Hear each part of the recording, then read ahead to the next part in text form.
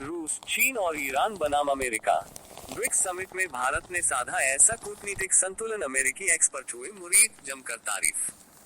BRICS summit India, रूस के Kazan में हुए ब्रिक्स शिखर सम्मेलन ने दुनिया भर का ध्यान खींचा है।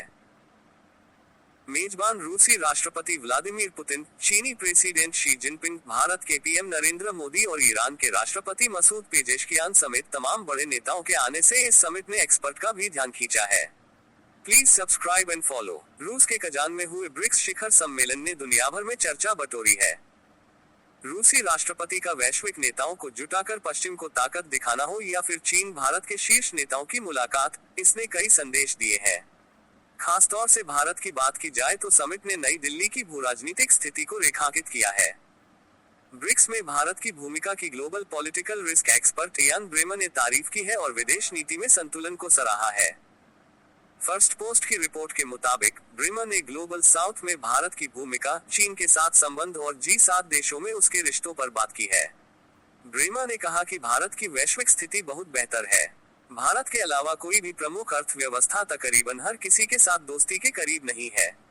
मोदी ने ब्रिक्स में भी बेहतर तरीके से अपने हितों को रखा है और संतुलन बनाने की कोशिश की है। ब्रिक्स शिखर सम्मेलन में भारतीय प्रधानमंत्री नरेंद्र मोदी ने रूसी राष्ट्रपति व्लादिमीर पुतिन, चीनी राष्ट्रपति शी जिनपिंग, ईरान के प्रेसिडेंट के साथ द्विपक्षीय बातचीत की। मोदी ने समिट में अपने भाषण में आतंकवाद पर दोहरे मानकों को समाप्त करने का भी आह्वान किया। ब्रेमर कहते हैं कि ब्रिक्स शिखर सम्मेलन से मुख्य निष्कर्ष ये है कि भारत वैश्विक स्तर पर दूसरे देशों के मुकाबले सबसे अच्छी भूराजनीतिक स्थिति रखता है। इसी साल सितंबर में डेलावेयर, अमेरिका में छठे क्वाड लीडर्स शिखर सम्मेलन में पीएम मोदी की भागीदारी से भारत की भू राजनीतिक रणनीति का उदाहरण सामने आया था। क्वाड में ऑस्ट्रेलिया, जापान, भारत और अमेरिका शामिल है। यहाँ भारत के प्रयासों का केंद्र हिंद प्रशांत क्षेत्र में सुरक्षा सहयोग को मजबूत करना रहा है, जहाँ चीन की आक्रामकता एक चिंता का सबब रही है। वैश्विक मंच पर भारत का बढ़ता प्रभाव उसके आर्थिक और सैन्य दबदबे तक सीमित नहीं है।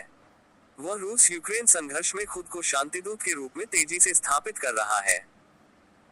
अजित डोभाल की रूसी राष्ट्रपति पुतिन और फ्रांसीसी राष्ट्रपति इमैनुअल मैक्रोन के साथ हाल की बैठकें वैश्विक संघर्षों को हल करने में एक बड़ी भूमिका निभाने के लिए भारत की उत्सुकता का संकेत देती है।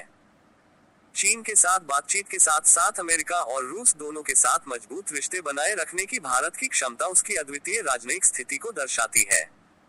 अपने मुख्य भू राजनीतिक साझेदार के रूप में चीन पर रूस की बढ़ती निर्भरता के मद्देनजर यह संतुलन बनाए रखना विशेष रूप से महत्वपूर्ण है। विश्व मंच पर भारत का बढ़ता प्रभाव ग्लोबल साउथ में उसकी भूमिका और वैश्विक संघर्षों में मध्यस्थ के रूप में इसकी बढ़ते रोल से साफ है।